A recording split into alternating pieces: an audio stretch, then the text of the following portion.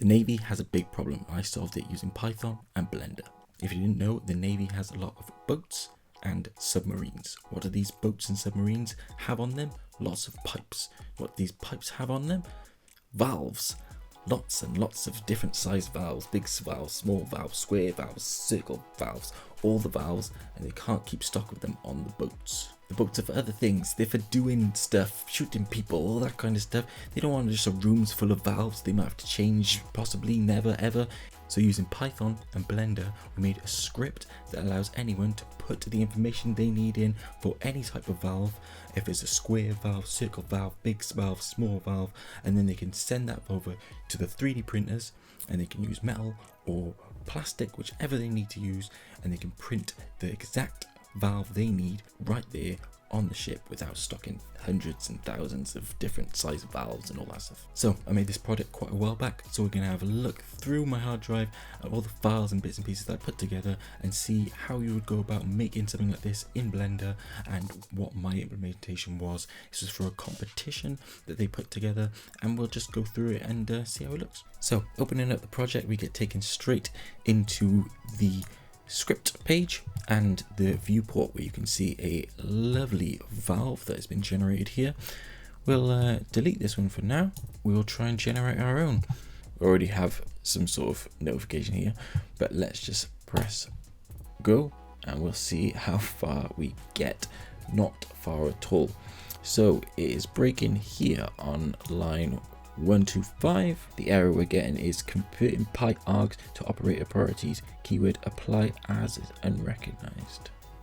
Luckily that was an easy fix. They changed it so you don't need the apply as data section anymore. You can just do the modify boolean straight away. So if we run that through now, it runs all the way to line 162, and this is because I have hard coded the path to a path that does not exist anymore. If I just change this to a path that actually does exist, so that's all we should need to do, and then we run it again, it runs through, no errors. Hey. So what we've got now is we have our wheel, which we have specified all of the stuff up here, and it should now be exported to our desktop. So here we are, that is the wheel.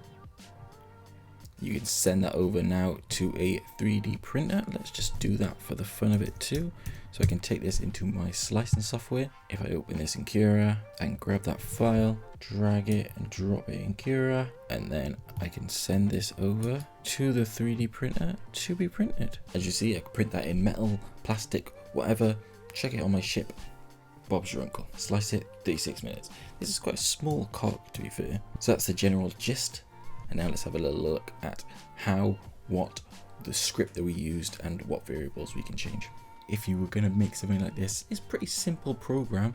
We're not going to look at any of this material setup or the layout because I can't find that anywhere. I did a quick look and I don't know where that is going to show up.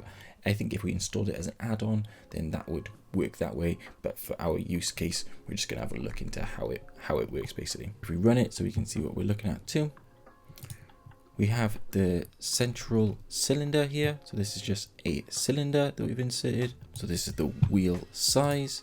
So as you can see, if we change this to 40, run it again, it changes the size of that wheel. Do 15, we can make a really small wheel and change the thickness of that wheel, so we can change that up to 5 as well. That changes the thickness of the spokes as well, so that's not actually what I thought it did. So let's change this up to like 30 and then have a thickness of 5. As you can see, this is why I was going to implement all of the UI stuff, because at the moment you're doing everything in scripts. You're changing scripts and changing the stuff like that. So that's not ideal for what you really want to be doing. So let's change this back to a more normal value, like 2 and 30. That's what we had. So then you get all of the detail back. Then we go to the hub width. This is the hub. If we up the width to something like 6, you can see that the hub in the middle gets larger, which might be something you want. You can also do the depth. So if the spoke in the middle needs to be really deep, you could do that to something like 10. And then you'd have a really big section in the middle, but you probably want to keep this the same as the outer diameter so that it's easier for 3D printing. You have two options for the center. You can have a circle or a square. So you can see at the moment we have the square.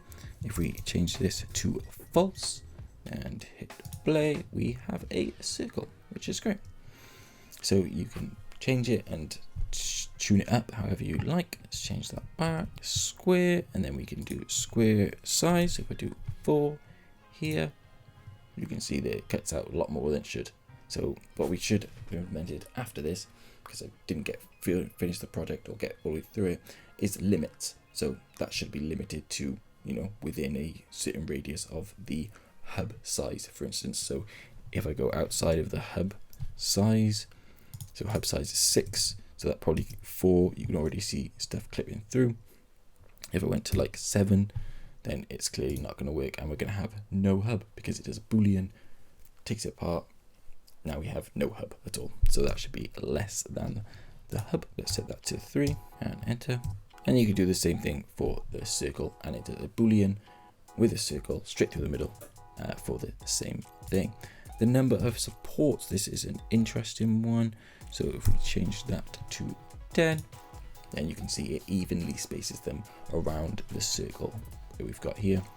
So you can go up and say do 100, and you'll have a lot of supports in your model. You go to something more reasonable like 20, if I can type, and you can make them, you know, as big as small as you want. It's really to get it customizable.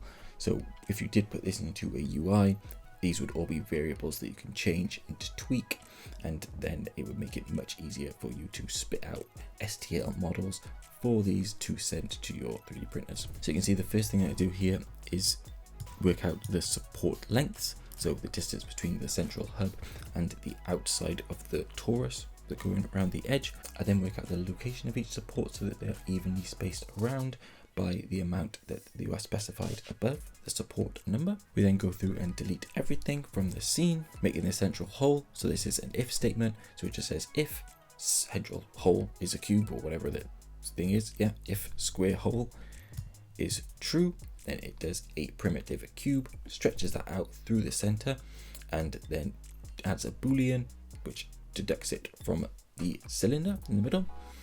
If not, it does a primitive cylinder, and it does exactly the same thing. So you can see here that we add the cylinder central hub, and then we add the boolean to whichever item we have then added in, whether that's a primitive cube or a primitive cylinder. We then instantiate all the supports, so we worked out where they had to go. Now we are making them and putting them into the model itself. We then make the outer torus so that all these pieces connect up, and then we export it as an STL, so we get all of the 3 places, because you can see these are still individual pieces here, but then we export them all as one STL file.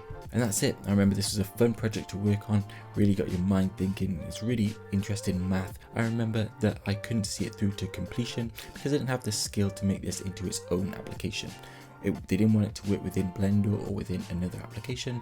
They wanted their own application, basically with UI and everything, that you could build out and just run this individual script basically on its own application. So I had to look into it, realized that's something that was outside of the scope of what I could personally do at the time, and then I decided, no, I'm going to shelf this for now, and this has just been on my hard drive ever since. If you're interested in things like this, previous things I've worked on, or looking through past projects, let me know and we can do more videos like this. I think I will do some more in the future, and consider becoming a part of the community by hitting that subscribe button, and check out this video on screen now because I think you'll like that one just as much as this one.